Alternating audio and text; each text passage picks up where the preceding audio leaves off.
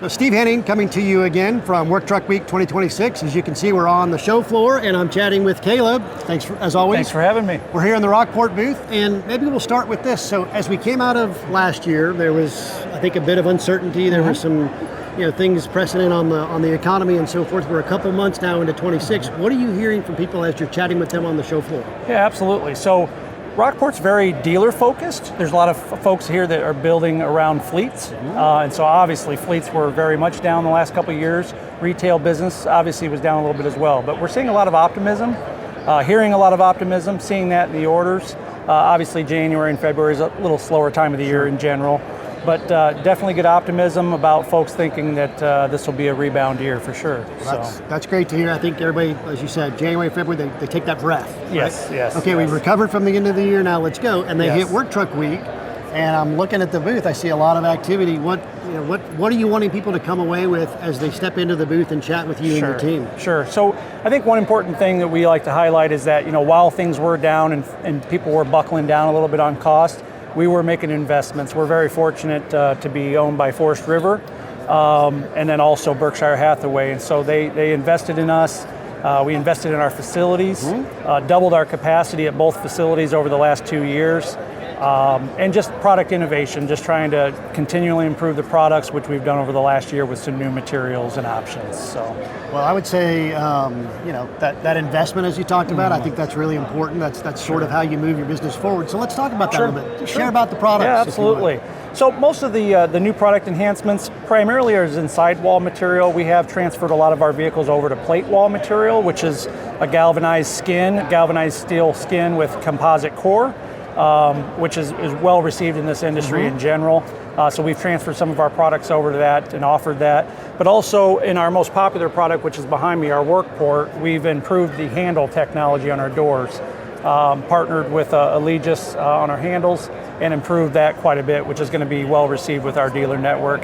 It's a high wear item, right? Sure. The doors getting opened quite a bit on our product, and so just trying to invest in that and offer a better product at the end of the day. So. But with this Workport behind us, one other thing that's kind of new about this is we've always offered it in a walk-in height of 78 inches on the inside. We've always varied a little shorter and a little higher, but this one's kind of extra short at 60 inches high, and the whole premise was people that have height restrictions where they're working or maybe don't want that big of a vehicle to drive around.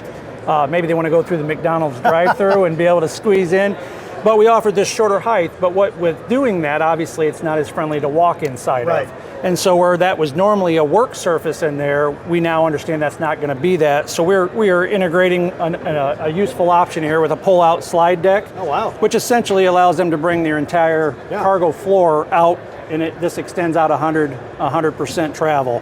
So just trying to look at different ways to offer different sizes and shapes of vehicles, and then obviously offer some value once we do that. So also offering the fold down ladder racks. That's always a safety concern when people are trying to climb up there and access their ladders. So again, just trying to continuously improve the product and offer more value. So I think that's really smart. You talked about this maybe being a little compressed. It's the use case, right? Sure. So what are you doing for your business? What do you need?